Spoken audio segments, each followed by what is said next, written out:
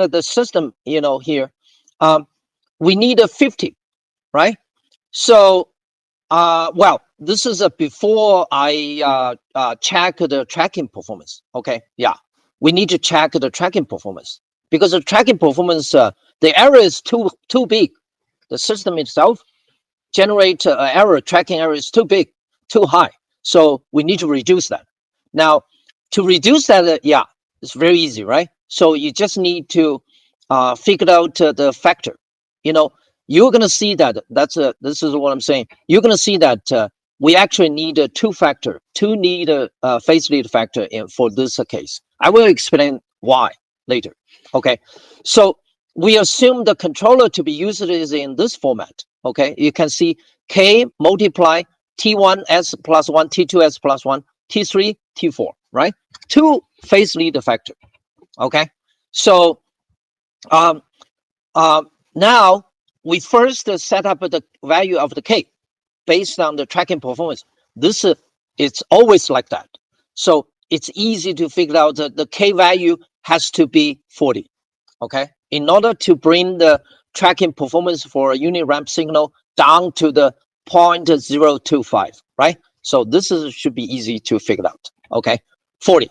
Okay, now then after you figured out the K value, then you start to evaluate the Kg.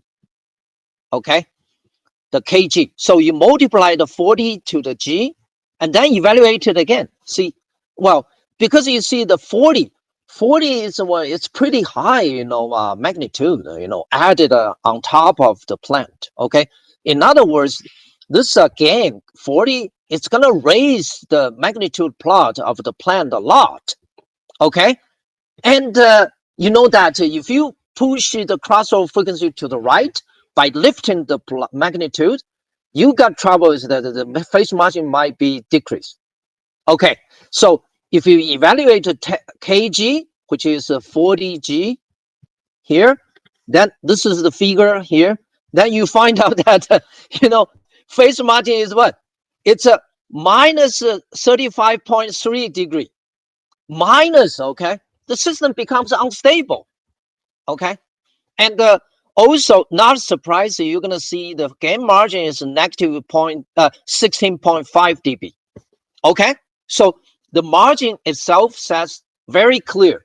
After you apply this gain, the system becomes unstable. Okay, but so this is raise a problem. So then, hey, how many factors we needed? Okay, this is the time that we need to apply the restriction of the 60 degree. Let's look at this. You want to bring the phase margin from negative 35.3 to 50 degree. Okay, let's forget about the bandwidth requirement first. Let's just talk it out. Say, hey, you know what? I'm gonna just assume that my crossover frequency it's around the 5 to 1 rad per second. Okay, the phase margin crossover frequency of the 40G, right? So let's say we focus on this frequency. Do not raise the crossover frequency further. Do not raise the bandwidth further. Okay, to see what I need from the phase lead compensator. And we found out that I need a 50 degree phase margin, but 40G give me minus 35.3. Okay, how much phase lead you expect from the factor? It's gonna be the 50 degree plus 35, right? So it's gonna be the 85 degree at least.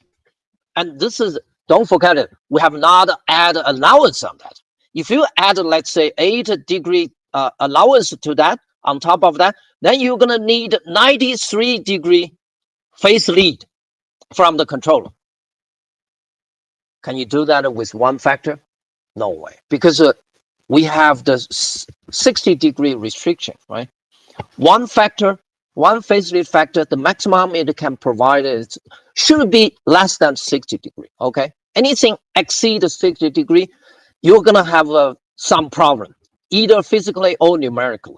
Okay, right? So we don't prefer the phase exceed the 60 degree. So now you need a 93 degree. Okay, so now you know that one phase lead factor does not work.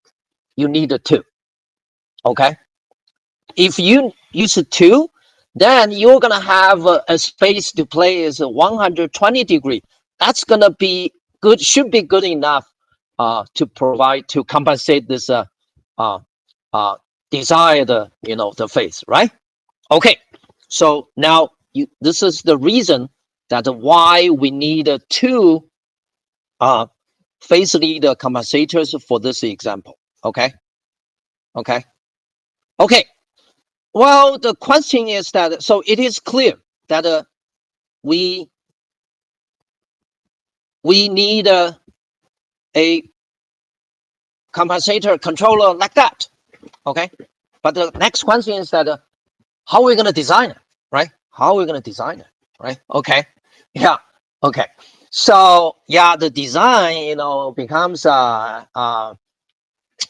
see, this is a trick. So you allocate the k, after you figure out the value of the k, then you allocate k to the g. So you pretend that your model is going to be the kg, and that's what we did in the last example to design the phase part, right?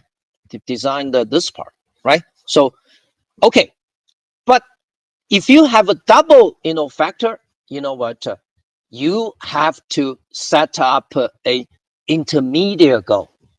You have to do it step by step. Okay. In other words, you cannot use the one factor to bring the phase from minus 35 degree to the 50 in one shot. But so you need to do step 1 and step 2. And the step 1 is that, okay, you set up an intermediate goal. See here, I'm gonna set up an intermediate goal is what? It's 10 degree. So, and I'm gonna use the 10 degree to design the factor T3 and T4 first. So I pretend that my controller is K T3 S plus 1 T4 S plus 1. I pretend my controller to be the one factor, but I lower down my goal from 50 to 10 degree. Okay, you got a point, right? See, but I cannot use this factor to bring it to the 50, but for the 10 degree, yeah, I can do it. You know why? Because this requires the maximum phase provided by the factor is what? It's 10 degree plus 35.3, and then plus 8 degree allowance. The total is 53 degree. Okay, 53 degree, right? So now you can see that this 53 degree is less than 60 degree. So we're able to do it. Okay, we're able to do it, right? Okay, well, how to do it? This procedure is already in example 2. This is exactly like the example 2, and the only difference is what is that your phase margin target is not 50 degree. Instead, it's this 10 degree. But that's just the value, the difference, right? So it doesn't matter. Okay, it doesn't matter if it's a 10, it doesn't matter if it's 50. You follow the same procedure, you get it done. Okay, so now here is the calculation. Okay, so yeah, we're going to use this figure. This is the 40 Gs. Okay, 40 G. So we're gonna target on this area. Okay, 5.21. Target on this as the new crossover frequency. Okay, range. Okay, but we need to consider the magnitude lift, right? You see, like what I explained that in example 2. So the calculation here is this. Okay, so first I target the intermediate phase margin crossover frequency is 5.21 rad per second. Yeah, that's way higher than the 0.779, right? So if I can do it at around this range, then my bandwidth is going to be raised, right? It's continue. So we're on the right track. We're on the right track. Okay. Okay. Now then we notice that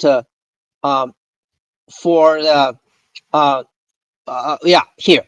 Okay, from what you need the phase leader provided by the factor, you can calculate the ratio of T3 over T4. So this is T3 over T4's ratio must be at least 8.93. Okay, must be at least 8.93, right? Okay, so that's the ratio. So we calculated it. Now we target on this crossover. Now we find out that with this ratio, the magnitude T3 over S plus 1 over T4S will provide a magnitude lift is 1/2 of the A, which is equal to the 10 multiplied log T3 over T4. And that is roughly equal to the 9.5 dB. Okay, so in other words,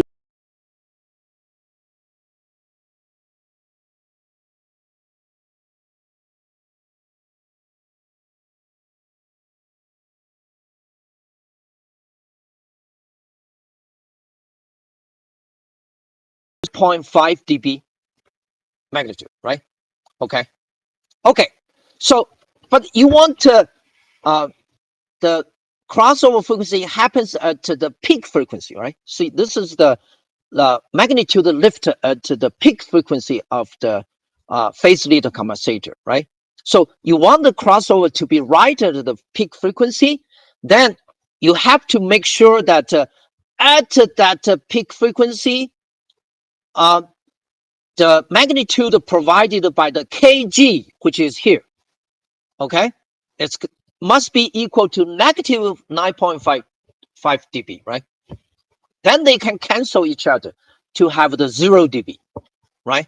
Okay, so to make sure that the crossover is going to happen right at the peak frequency.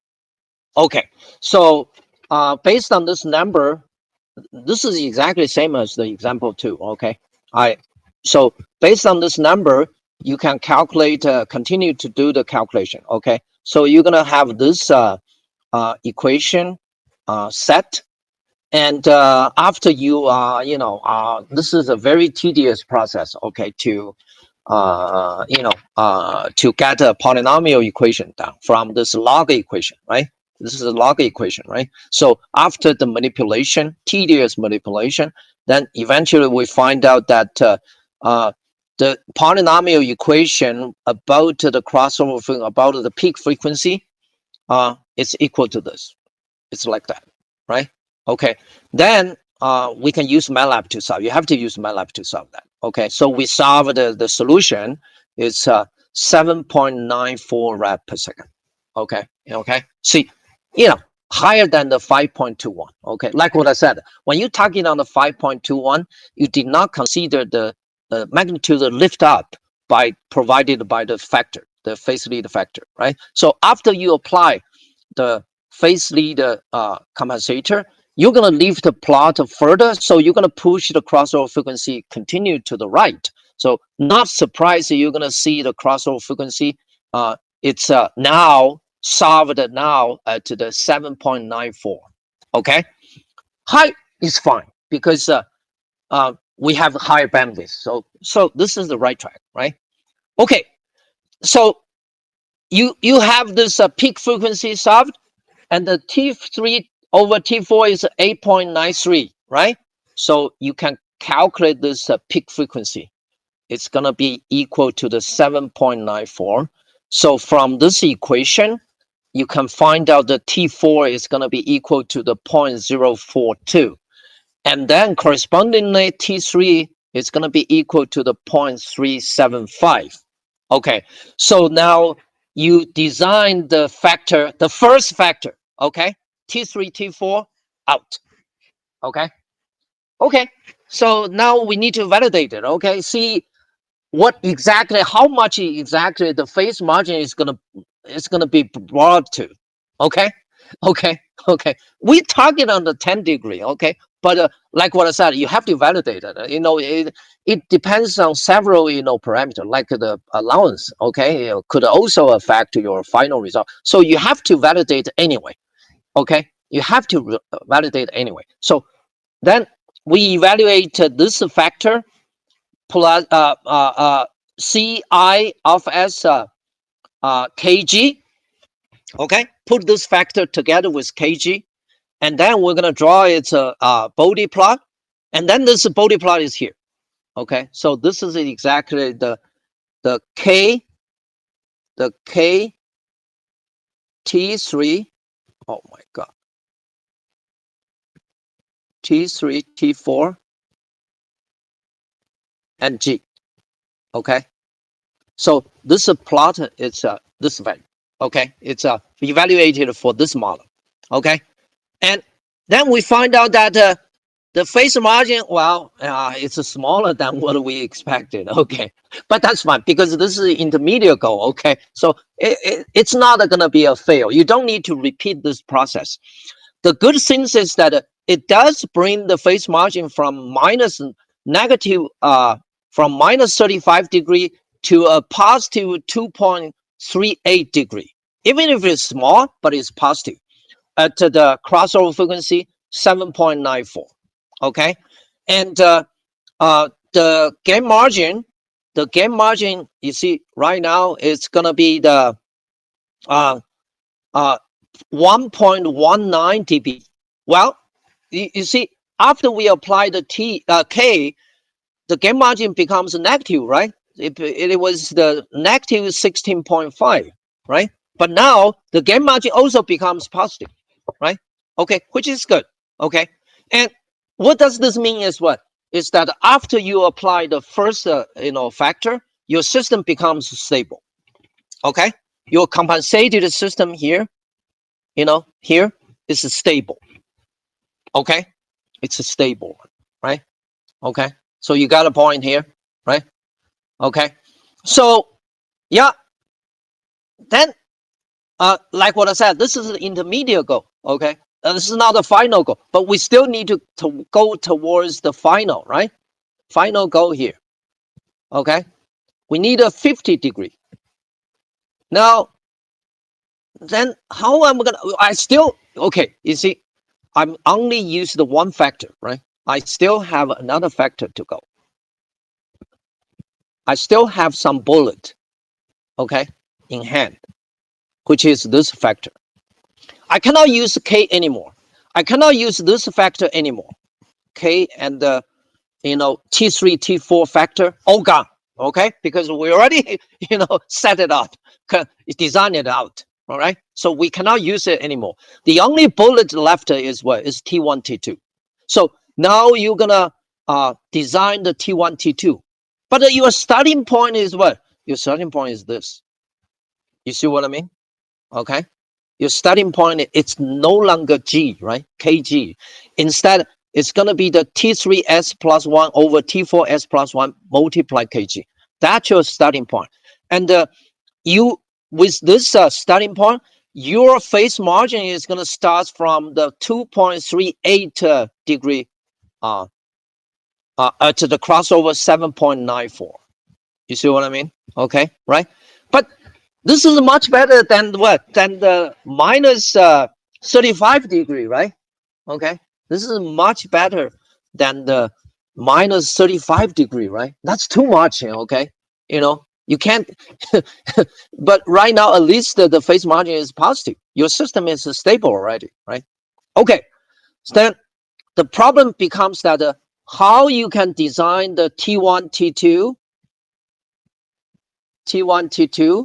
to compensate this guy to achieve this performance. This performance stays same. Already solved, it's solved. Okay, it's gonna be the same. Okay, stays same. Okay, and the key issue is the second performance, the phase margin. So yeah, here I'm gonna start the initial calculation, and then you should finish the calculation. Okay, you should finish the calculation for this example. This is exactly what I mean, that I'm gonna leave the second part for you to finish it. Okay, to finish it. Okay, make sure you go back home to do the to finish the calculation. Okay, so the well, the starting point here to design the T1, T2 is that you're gonna need a phase lead, the peak phase from this factor by how much? You see, this right now you need 50 degree because your goal is 50 degree now, and minus the 2.38 degree. Well, because your phase margin, right now, for this guy, your starting, plant model phase margin is already 2.38. Okay, so you have to deduct that from this 50. You don't need that, right? Okay, this is already positive. Okay, but you need allowance. So the total, you're gonna need 55 degrees, peak phase from the factor T1 T2. Okay, so this way you will be able to calculate T1 to the ratio. Okay, yeah. What's your question?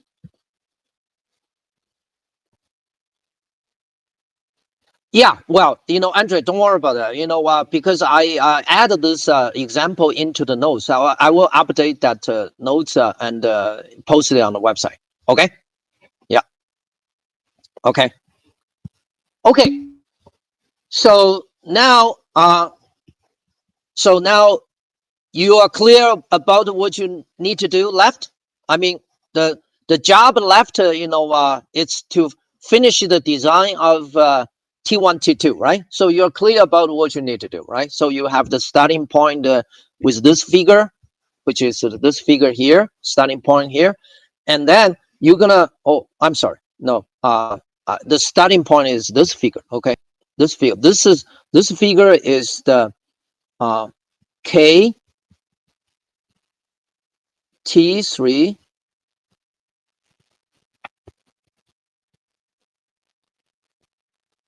T4S plus 1 G. This is your starting point, right? And you can target on this frequency range, okay? It'll be higher than the 7.94, okay? And probably it's gonna be around the 13 point something, okay? Okay, so yeah, that means that your bandwidth is quite high, okay? Your bandwidth is gonna be quite, can be raised, much higher with the 2 factor, okay? So this is basically, okay. Well, Brian, you know what? Well, you know what? Better less than 60 degree. Okay, you don't want the trouble, practical trouble. Okay, so better, less than the 60 degree. You see what I mean? Okay. Okay. Yeah. Okay. Okay. 70 degree. Okay. Well, you have to save. Well, you see, the point here is that it is not that that you really cannot find the appropriate component to build it. Okay, it is just like it will not have a good design. For example, in terms of other concern, for example, with a 60 degree phase lead, generated by a analog device, you might end up with a very big, capacitor. So that the big high capacitor will normally implies a big volume. Okay, so you're gonna come out with a controller that's a huge volume. You want to do that? I don't think so, right? I don't think so. So it's just like some other concerns, okay, that make the design of a 60 degree or more unacceptable. You see what I mean? Okay, so it is not that it's really impossible to do it. Okay, okay. So so you have to understand the practical constraint. So this constraint comes from practical, situation, not really the reality. Okay, okay. Now, any other question? Okay, you see, you don't need me to show you how to design. Let's say if a system is a really high order, you might need a 3 phase lead factor. But follow this procedure, you can do it one by one. Okay, you know what? Actually, you can write a code, MATLAB code, to do this. High order phase lead compensator design. Okay, you can do it. Okay, any order you can do it. Then you're gonna have a question. say, um, how many exactly, it's going to be appropriate order of the phase leader compensator, right? Okay, that's a good question. You see, I mean, basically, the job can be done by 2-factor. It could be also, performed by the 3-factor. If you have 3 factors, don't you realize? You see, for this example, I'm using 2-factor, but don't you realize that I've already squeezed the each factors to the limit, right? You see, each one, right now, each one that is needed for the phase leader, generated, it's one is what? Is the first one is what? It's 53 degree, very close to the 60 degree. Second one is even worse. I need a 55 degree. So you can see that for this problem, if you use 2-factor phase leader compensator, then you already squeeze each factor to the limit. Okay, almost limit. Okay, so you might want to say that, oh, if I use 3 factors, then my job should be much easier, right?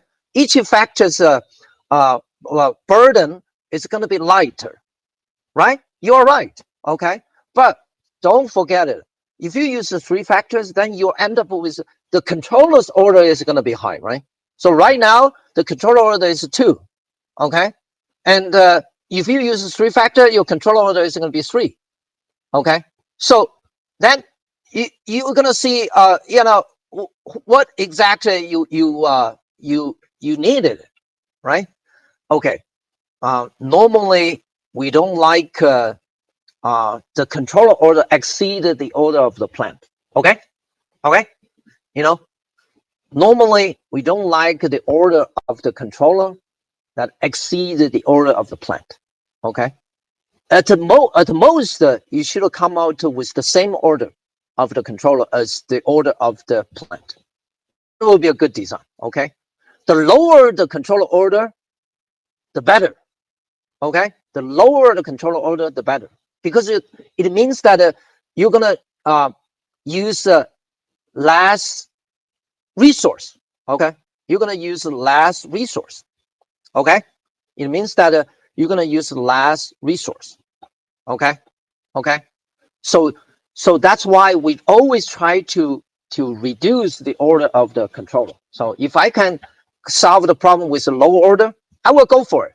I'm not gonna go for the high order. Okay, so in this case, the plant order is 3, and I have a second order. I have the controller's order is 2, right? Controller's order is 2, so we're fine, right? So we're fine.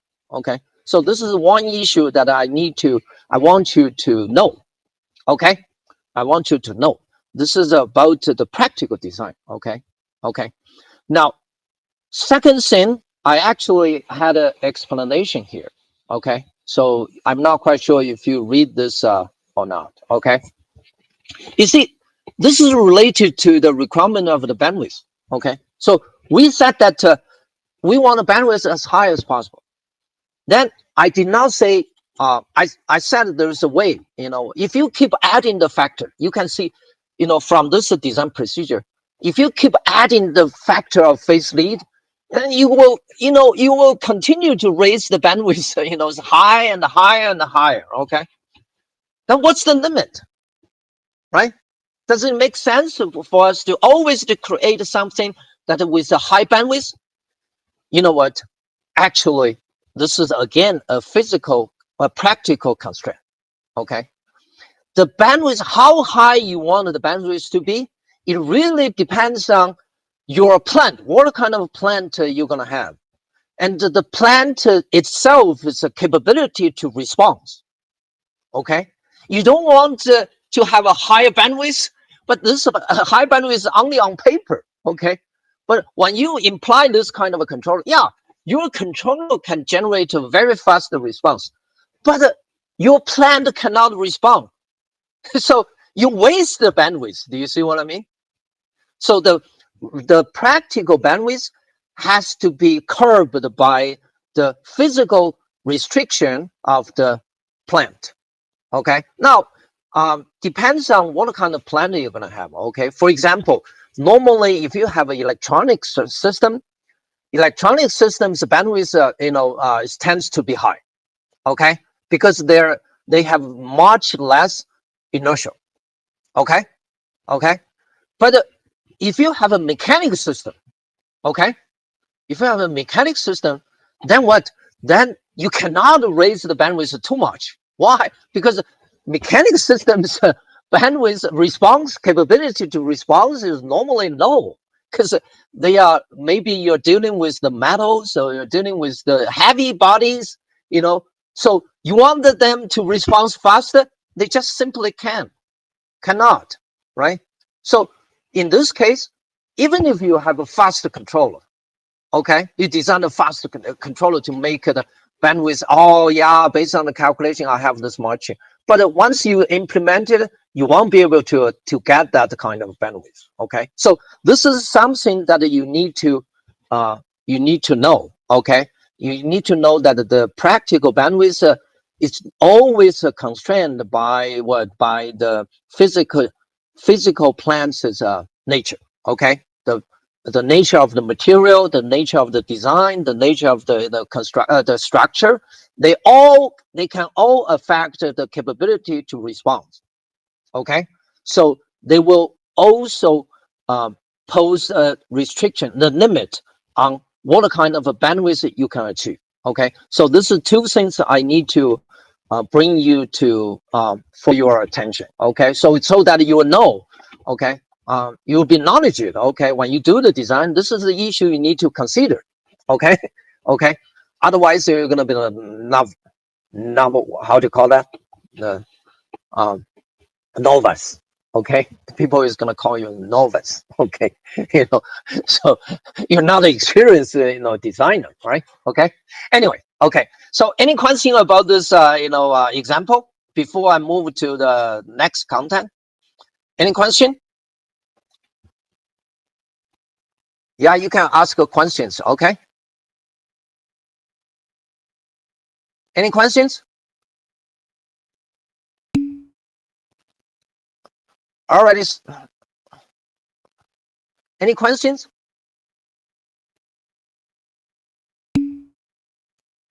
No. Okay. Good. Okay. So now I will move to the.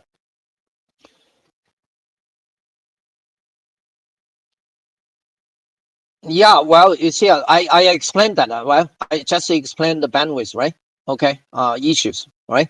Okay, so that is about the restriction is going to be posed by the plant. Okay, okay, so yeah, that's pretty much about the control design and the frequency response. So now I'm gonna move to the next topic, which is the state space. Okay, which is the state space. Okay, and so yeah, let me open the notes.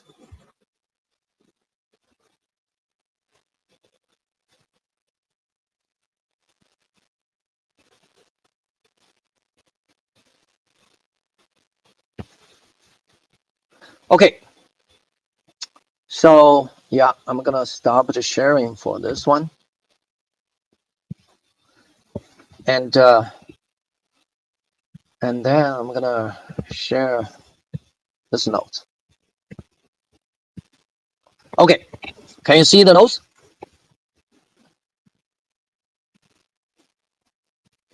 Can you see the share the notes? Yeah. Okay. Yes. Yeah. It will be in Blackboard. Okay, for sure. Okay. Now, so we're gonna starting from today, we're gonna talk about another approach, which is what we call the state space. Okay.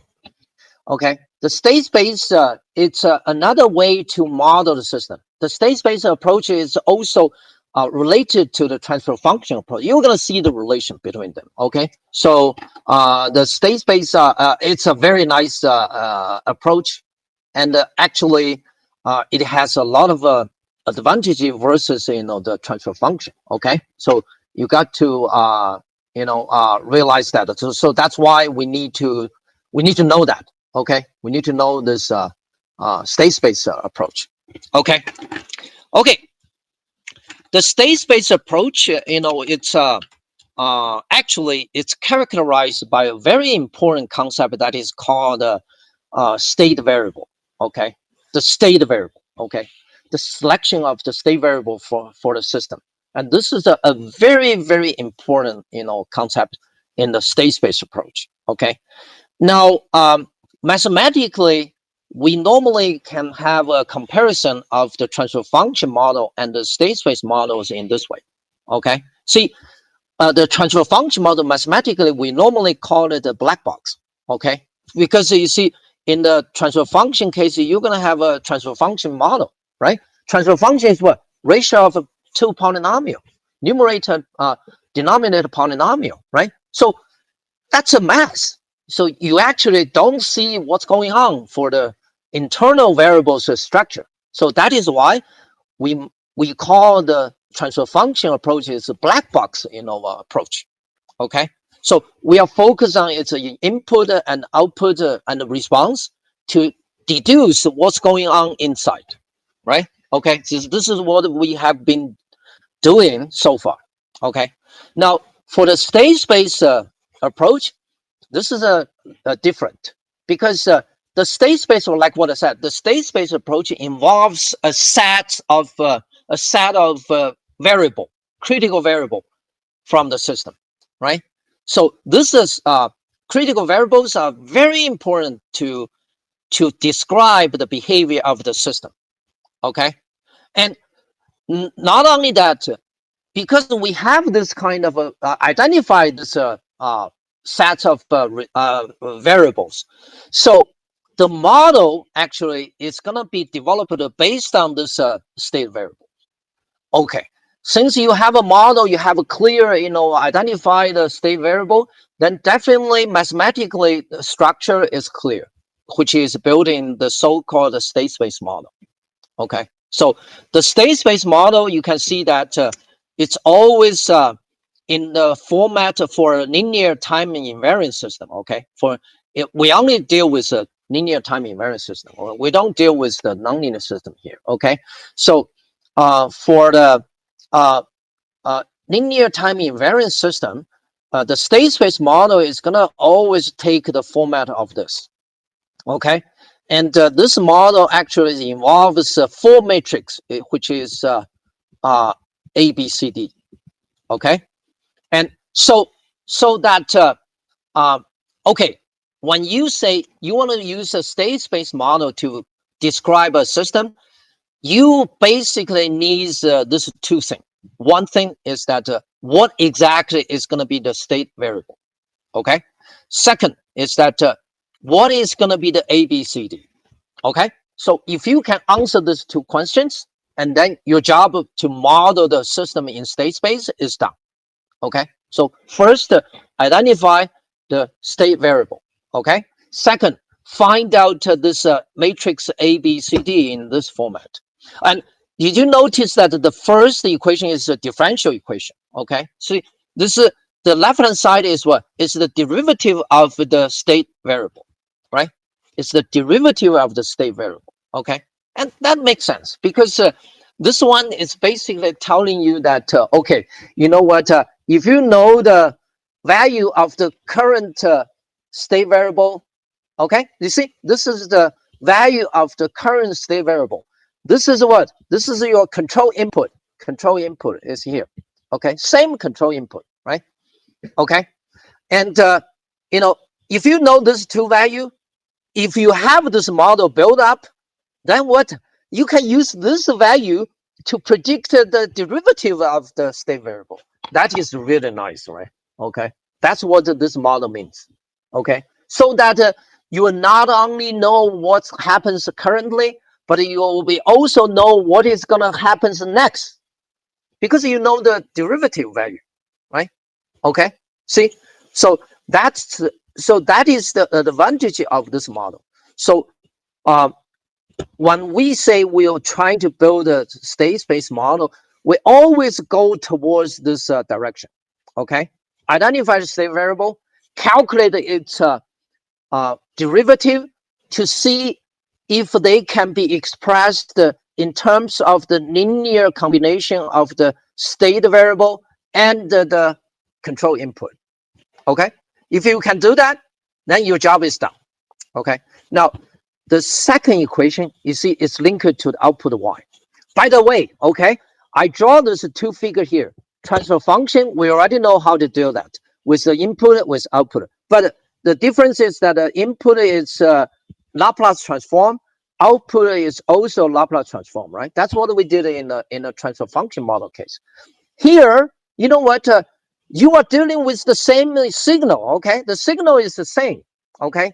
The u does not change, y does not change. But you see, because the state space model is what? It's the differential, equation model, okay? So you are dealing with the variables on the time domain, not on the frequency domain anymore, okay? Yeah, you're dealing with this signals on the time domain, not on the frequency domain anymore, okay? That's the difference, okay? That is the difference. Even if the signals are exactly the same, okay? Okay, so now let me give you some ideas for the second equation. So the second equation actually is a algebraic equation, okay? And this equation link the output to the state variable and the input and the control input, right? But normally we're gonna have the model to show that the d is equal to 0. Why? Because you see this one, this model here, see, if you look at this term, du is what? Du actually, this is the feed forward, okay? Okay, you see the u is gonna affect the y outside of the box, okay? The d is here, okay? Outside of the box, not through the internal, state variable anymore. So this is a direct impact of the u on the output, okay? Right? So this way, it's rarely happen in physical system, okay? Okay, because everything impact has to come from the internal, inside the system, but not the outside the system, bypass the system, right? Okay. Now, unless you know what you want to do very clearly, okay, otherwise you won't be able to bypass the system, okay? You see, if you want to do this, then this pretty much means that you know the system very well. You don't need to know more. You can say, oh, don't worry, okay? It's just like, if I give you an assignment, okay, and I'm gonna say that, you know what, I know you won't do it tomorrow, okay? That's a bypass your, okay? Because I jump to the conclusion, directly, okay? If you go, I'm gonna say, oh, I know you will not do it tomorrow, okay? So so this does not go through your system, okay? Well, if I need to go through your system, then I will not jump to the conclusion first. I will ask you, hey, have you finished your assignment?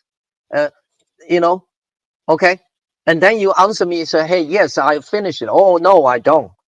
Okay, that will be the case that I go through the system, okay, inside the system, not bypass that, okay? If I say, I don't want to ask you, I know you will not do it, I jump to the conclusion directly, that's outside the system. You see the difference, right?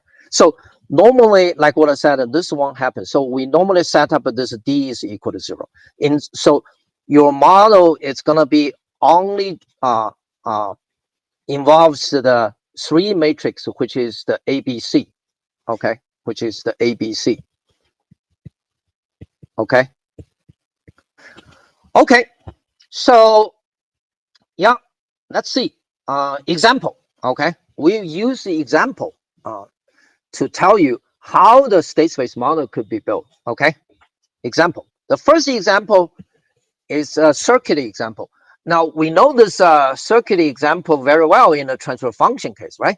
Okay, so we actually pretty good to build a transfer function model. Do you remember that? You see, I'm using this VI as the input, and then I'm gonna use for example, if I want to investigate what's going on the VO, then I build a transfer function from VI to VO, right?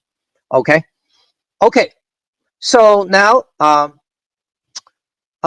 but now I want to build a state variable state space model for this circuit. So first, let me explain what exactly is going to be the state variable. Okay, what exactly does the state variable mean?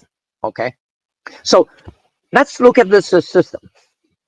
You know, if you do the transfer function approach, then like what I said, it's a black box approach.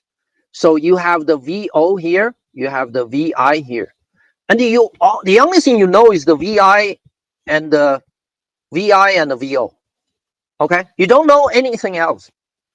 But that approach basically is not based on that other variable, right? Well, how many variables are in this circuit? There are many. You see, I listed here, right? You see, I have the IC1, the current flows through the capacitor. I have the VC1, the voltage across it, and the IL, VL, IR, VR. I have all the whole list of the variables inside this circuit.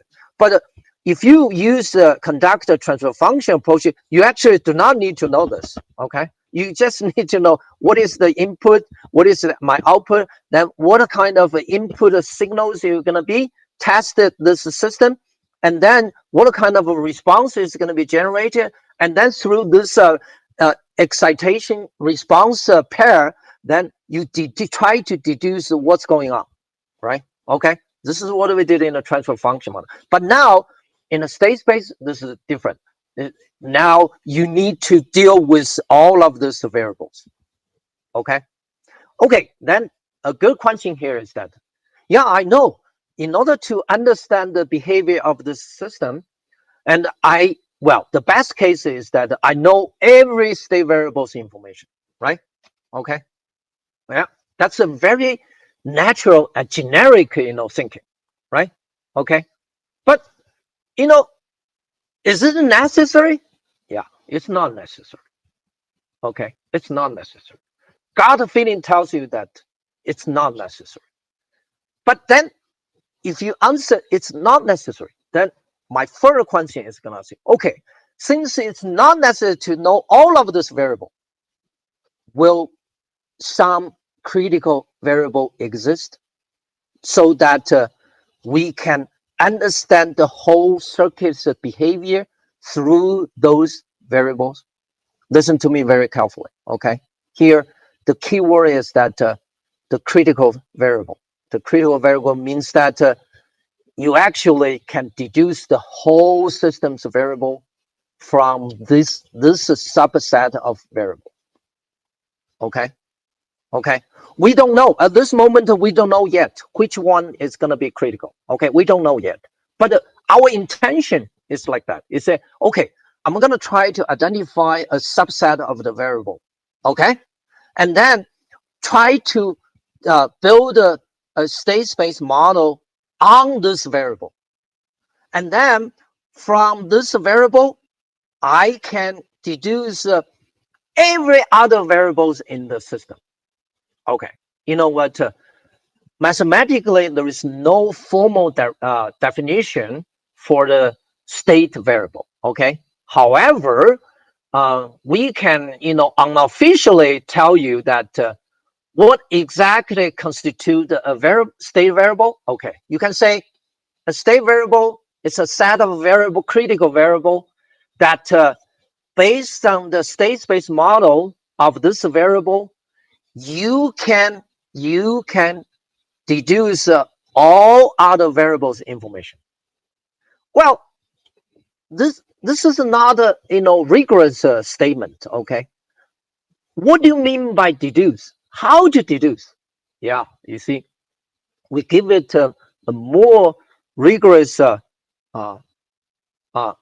interpretation. Is that the deduce means that You can only do it through linear combination, algebraic manipulation, not differentiation and integration. You see what I mean? Okay.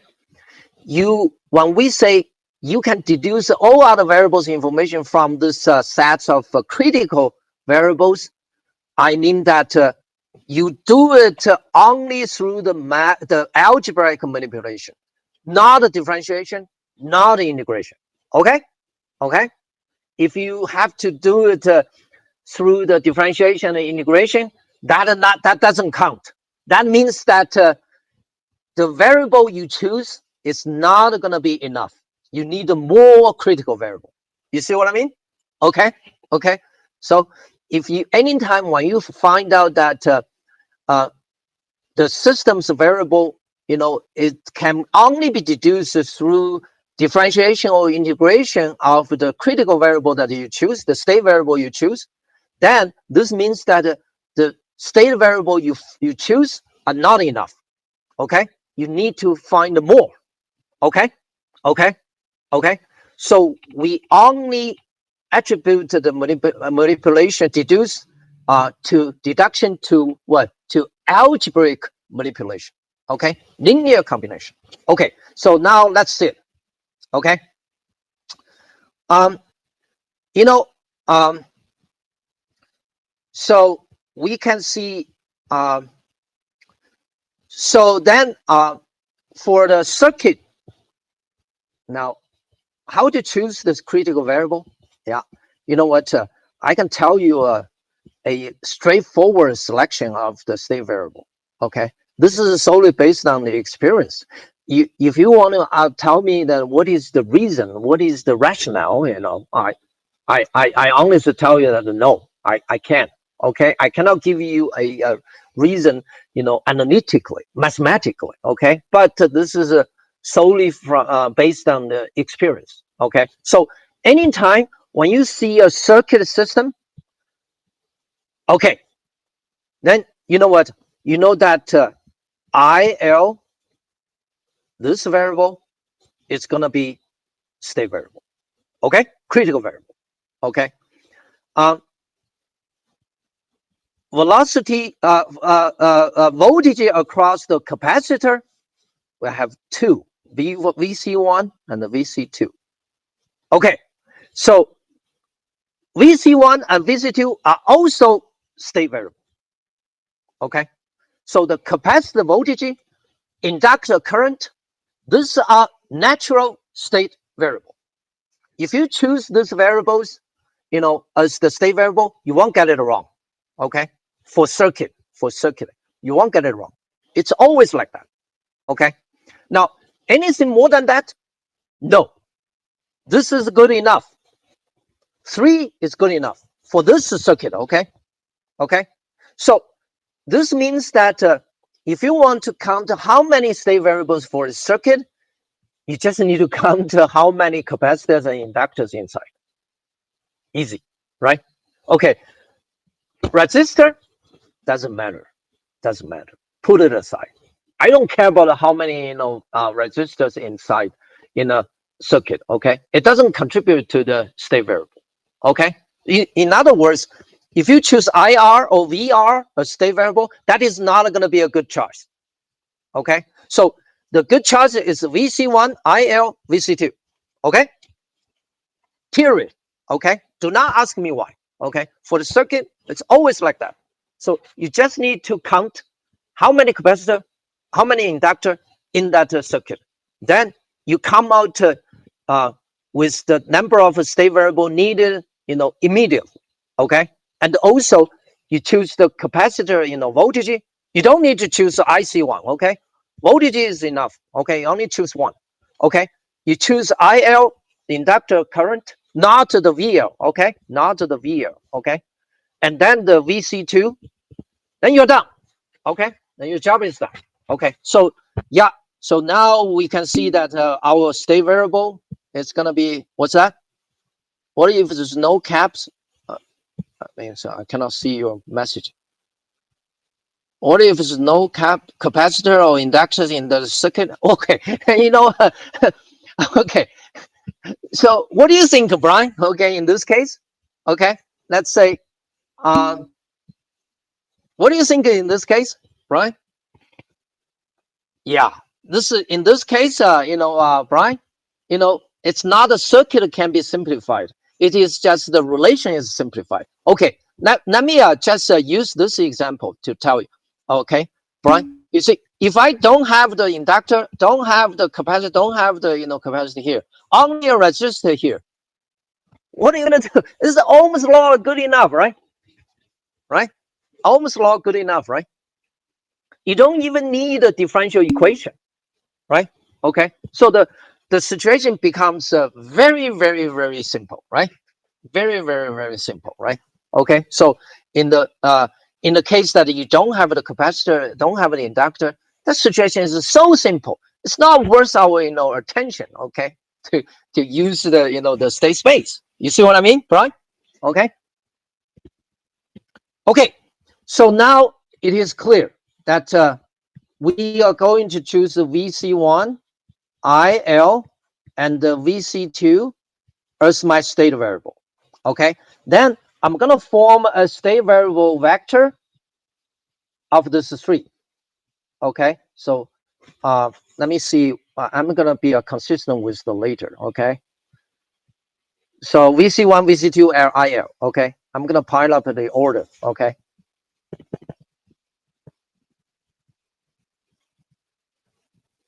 You know what? Actually, the order of the state variable in this vector, it doesn't matter. Okay, it doesn't matter you put which variable is first, which variable is the second. It doesn't matter. Okay, so I'm putting in this order just solely because of the convenience of the math. Okay, okay, okay. So this is the first thing. I can form a state variable vector, and this is 3-dimension, right? Okay, and don't forget it. Like what I said, the reason once you choose the state variable, and all other variables should be what should be deduced from this 3 variable. Okay, in through what I've just defined, give you the rigorous interpretation. Right? When we say deduce, we mean that you can only conduct algebraic manipulation. In other words, all other variables like IC1, VL, VR, IC2, VO, all of this, variable can be derived through the linear combination of these 3. You can test it, okay? You can test it, okay? It's just bunches of KVL, KCL, application of the KVL and the KCL, okay? Okay. You don't need, definitely, you do not need any differentiation and integration operation anymore. You got my point, right? Okay. So this is very important for you to understand this. Okay. This is very important to understand. So that that's why it's not necessary to choose other, variable to be included in this state variable set. Okay. Because they can be easily derived through the algebraic manipulation, the linear combination. Okay, so that's the point. We'll see. Let's proceed with this example. Then you're gonna see that. Okay.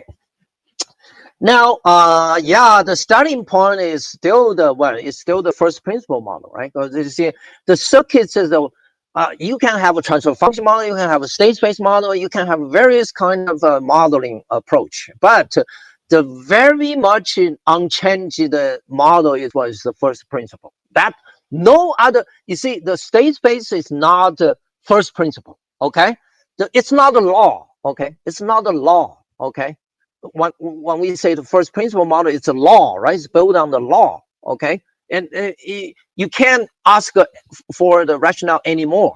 Okay, it's just like that, right? So, for example, you see, this is a VL plus VC1 equal to VI, which is here.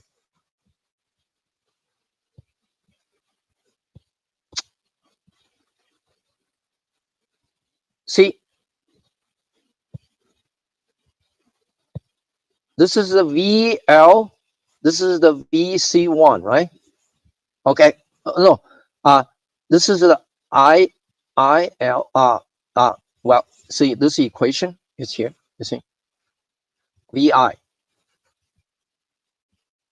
Okay, see, VI is equal to the VC1 plus VL, right?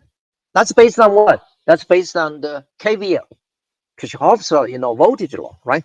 Okay, okay. So this equation is KVL, right? Now, second one, VL is going to be equal to the VR plus VC2. Let's see. VL is here, VR and the VC2. Okay, VR and the VC2. Oh, you know what? This is another KVL, right? There's another KVL. Okay, so this well, I don't need to explain this anymore, right? This is the KCL, okay, current law, right? And also IR and the IC2 is going to be equal. IR and the IC2 is it's a KCL again, okay, because they are in series connected. They are series connection, right? Okay, now we have the Faraday's law. This is the Faraday's law, right? VL equal to L DIL dt. We explained this in before in the control one. And this is a Coulomb's law. Coulomb's law is used to describe the capacitor, okay? The capacitor, current, right? The current is actually equal to the C1 multiplied dVC1 dt. And IC2 is a C2 dVC2 dt, right?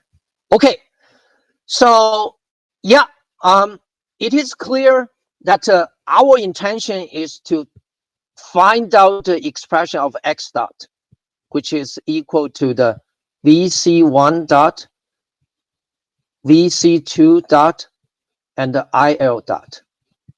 Okay, okay, okay. So you see, state space model goes towards this direction, right? We find out the dot. Okay. Well, how I'm gonna find the dot expression of the dot? The VC1 dot, yeah, it's here. The VC2 dot, yeah, it's here. IL dot is here.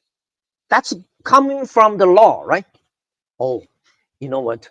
Now you understand. If you really want to find the reason that's why we choose this variable to be the state variable, this is probably the reason, okay? Because we do have the law to tell me what is going to be the derivative of this variables, okay? And the other side is IC2, okay? For the VC1, the other side is IC1. Okay, so IC1, you know what? Where's the IC1? The IC1 is here. You see, IC1 is equal to the IL and the IC2. Okay, and what is going to be the IC2? The IC2 is here. Okay, so now you can see that you see all the equations of manipulation is here, right? Okay, let's see. Go through it one by one. So I have a VL, this KL balance, voltage balance equation. So I'm gonna have a DIL dt, which is the VL. It's gonna be equal to the minus VC1 plus VI. Okay, the VI, that's what we defined as the input variable, which is the control input variable. Okay, in other words, when you have the control algorithm, you should apply that control algorithm on the VI. So this is the VI exactly serves like a U.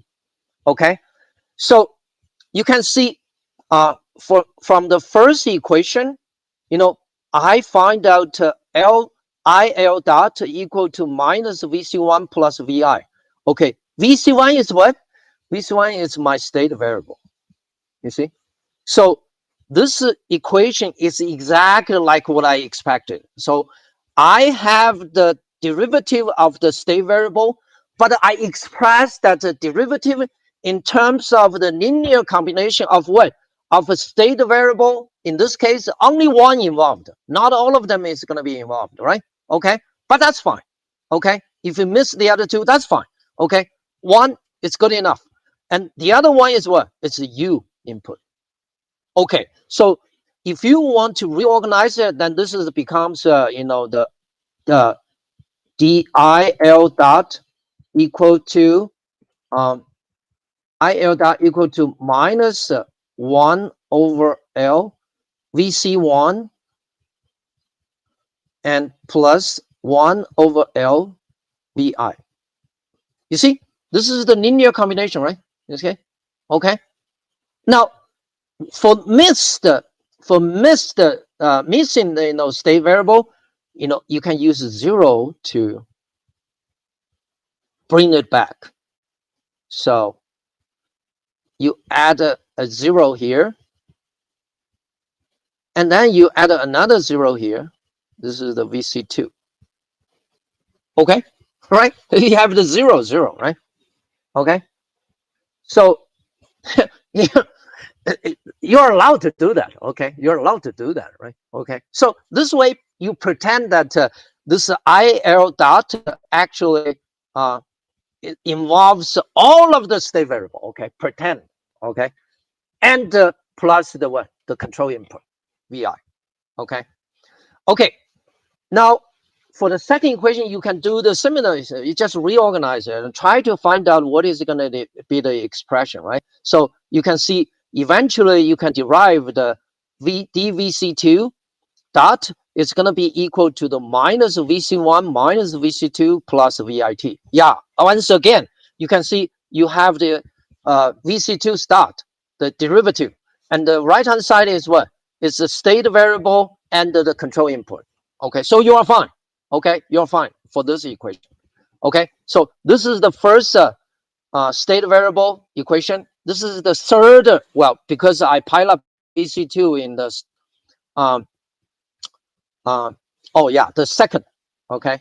The VC2 is the second state variable, right? I pile up in the order of VC1, VC2, IL, right? So this is the second state variable equation. Now the third one is the, well, no, this is the third one. So we are trying to derive the first one, okay? The first one, because from this equation, you have C1 VC1 dot equal to IL plus C2 VC2 dot. Okay, IL is fine because it's a state variable, right?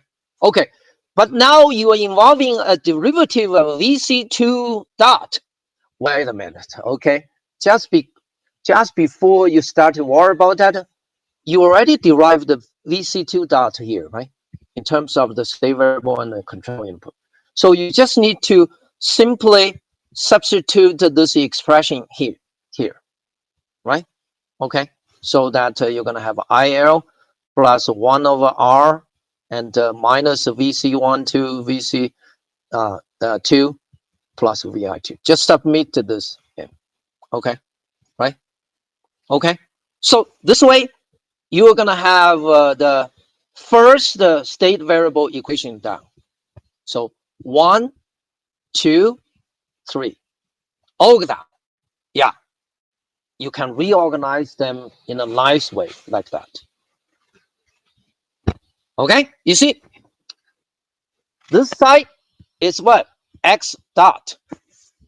Right hand side, I have VC1, VC2, IL. I have VC1, VC2. Well, I don't have IL. Like what I said, you can add a 0 IL here, right? You can add a 0 IL here, okay, to make it match it. Okay, third one, you have a VC1. You don't have the other two, so you need to add a 2 here. 0 VC2 plus 0 IL in it. Why I want to do that? Because I want to find the A matrix. Okay, see, don't forget, I need X dot equal to A X plus B U. My U is VI here. Okay, okay. So from this 3 equation, how can you identify what is going to be the matrix A and B? Should be easy, right? Should be easy. And this is A.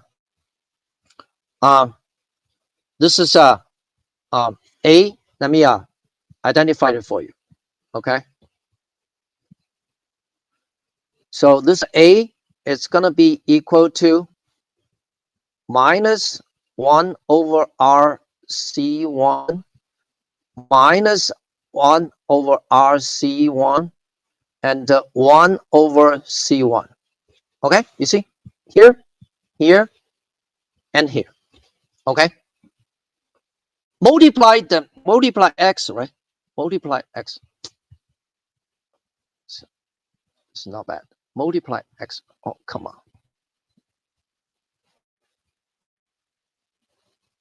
Multiply x, the state variable vector, right? Okay. Second one, it's minus 1 over RC2 and minus 1 over RC2. We don't have IL, so you use 0. Now you understand why I want to add zeros, okay? Because I want to match it, right? Okay. So third one, you're gonna have a 1 over L, VC1, right? And for the VC2 and the IL, yeah, you have 0, 0 here. Yeah, you can test it. You use A, this matrix A, multiply the state vector X, okay?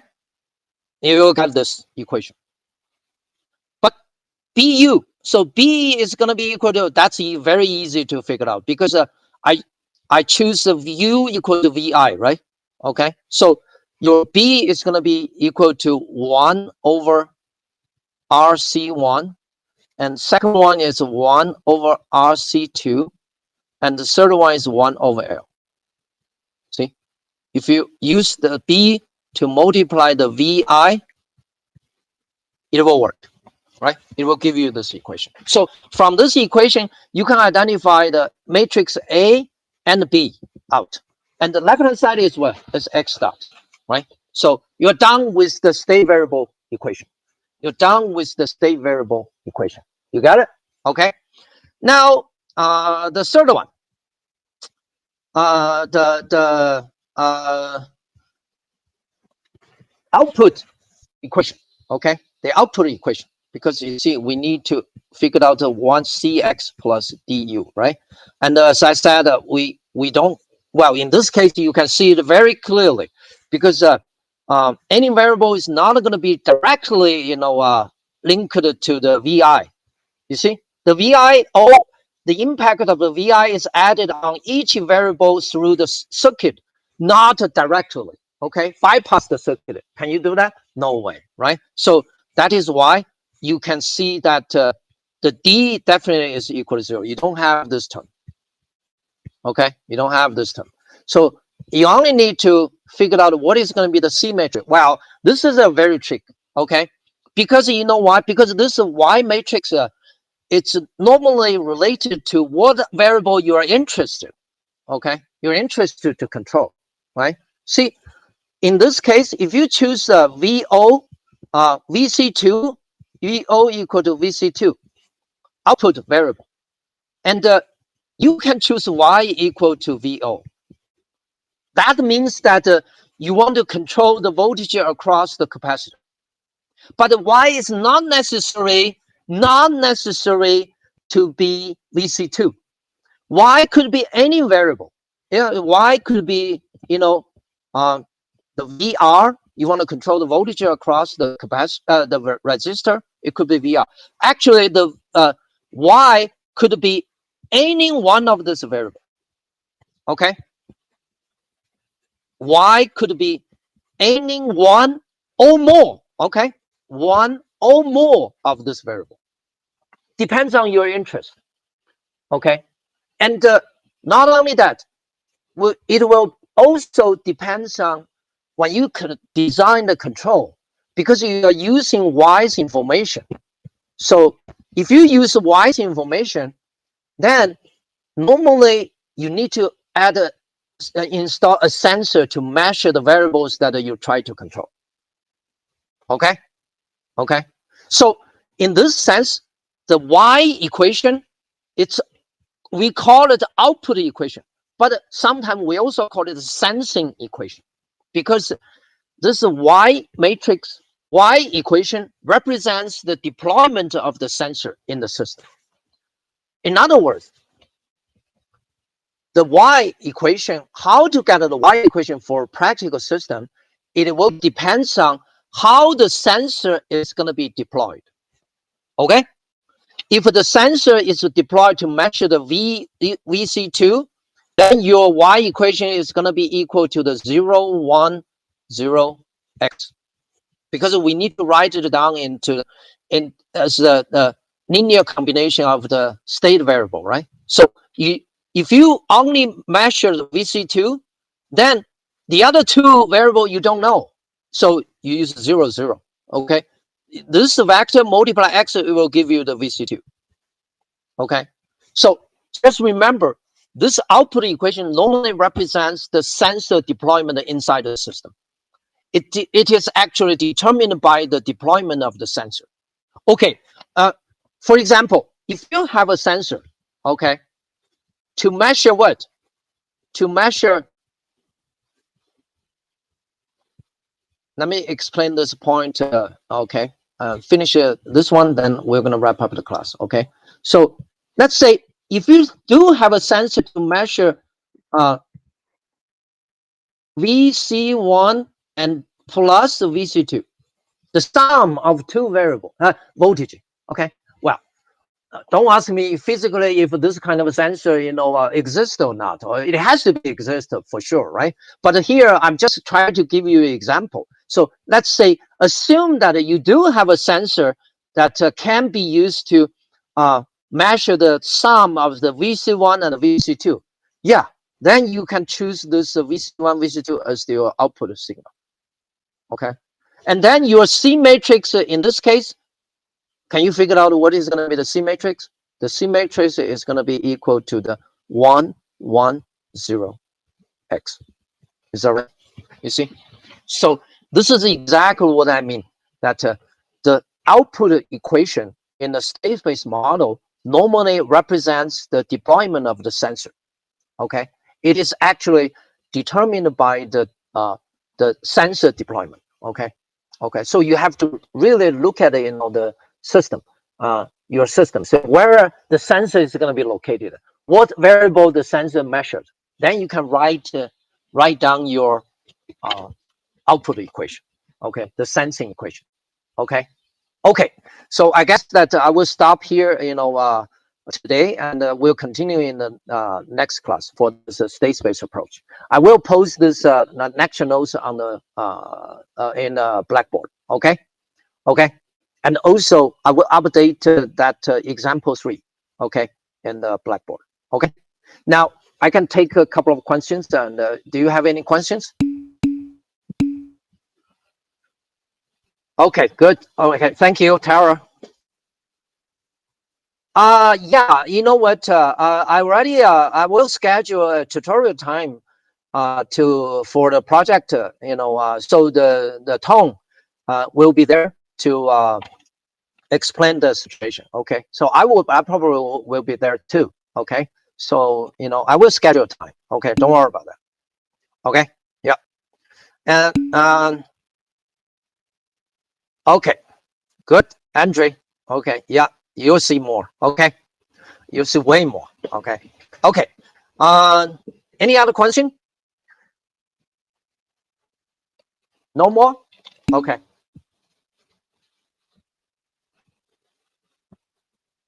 Okay, all right. Yeah, so that's it for today, and see you next week. All right, bye.